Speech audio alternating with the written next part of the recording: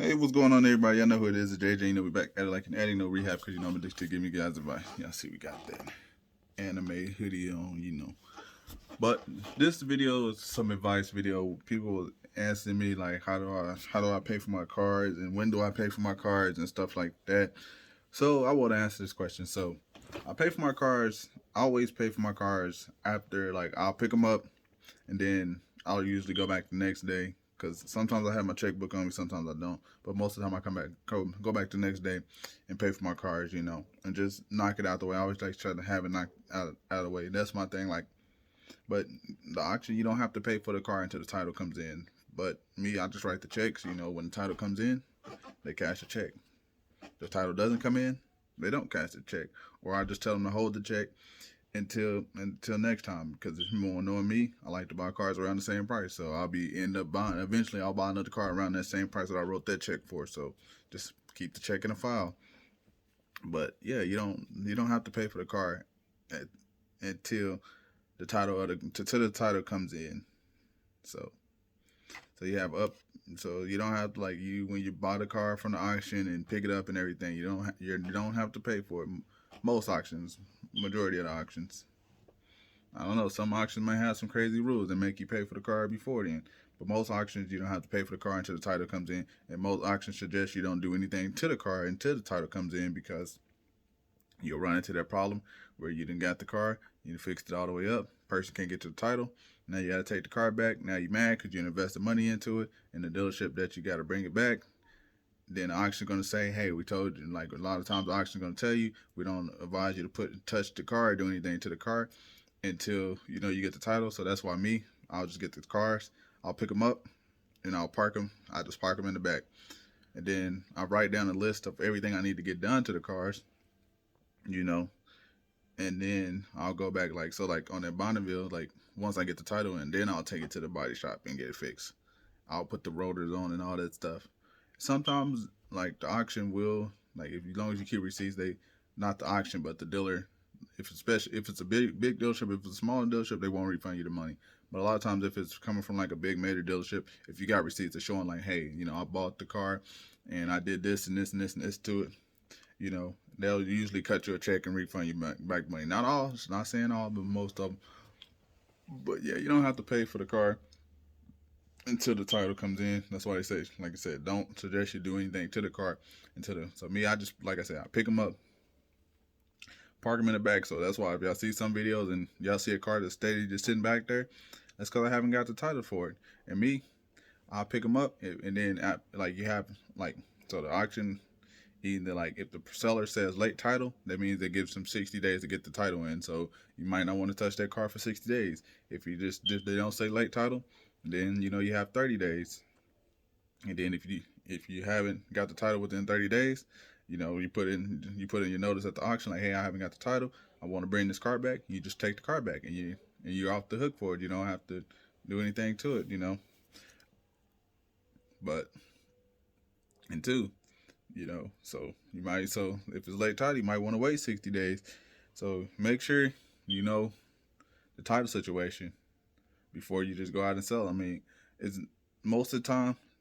But that's why I kind of like buy from the same type of dealers, because like most of them, like, that I buy from, they usually get the title in fairly quickly. So if I go ahead and sell the car before I get the title, I know I'm gonna get the title within that 30 days, because you have 30 days. The auction has 30 days to get you your title, and then you have 30 days to get the customer the title. So depending on when you're selling it, you might can wait a couple more days. Like, hey, the car, if it's been over. So say you got the car 15 days, or after 15 days of you having the car, you sold it to the customer. So now you got 30 days to get the title, and the auction, it's been 30 days since the auction got the title. So you got that little 15-day breathing room. Like, hey, let that place get the title in. And how do I go about paying for my vehicles? Like I said, I write checks, but I have a business. Business line of credit. I got my business line of credit at Bank of America. I'll be putting a video on the course on everything you need to do and go how to go about getting a business account. I mean, it really ain't that difficult, but it'll be a part. It'll be a part in the course where I'll break it down better, and I'll have somebody that works at a bank to break it down better. Like, I can explain stuff, but I'd rather have a person that's their profession, explain it to you better, and they can break it down, and then, you know. But yeah, I use a business, so it's a business line of credit. Got it from Bank of America. I can either swipe like some auctions like Copart, IAA, and stuff like that. If I buy a car, I can just swipe the card. Oklahoma Auto Exchange, they don't you can't swipe the card there. At El Reno, I can swipe my card, so I can swipe the card there. Oklahoma Auto Exchange, they require a check, but when you get this business line of credit, you get basically business checks too, so you can write a check as well. So that's how I pay for my car. Is a line of credit, boom, and it's easy. I just write them a check, pay for the car. After I sell the car, you know, I just pay that back on my credit, pay that back towards the car, pay that back towards the line of credit, put my profit in one account. So I have 2 accounts of Bank of America. So as soon as I sell the car, boom, put the money in my account, transfer that money over to the line of credit to pay down what I just spent on the car and whatever else additional profit right there. And just keep doing that. And never have to come out any of my own actual money, you know, unless I'm just like, unless it's just like fixing the car or something like that. But other than that, it's using the bank's money. Using the bank's money, they line of credit, and the more I use it, the higher my limit's going to go.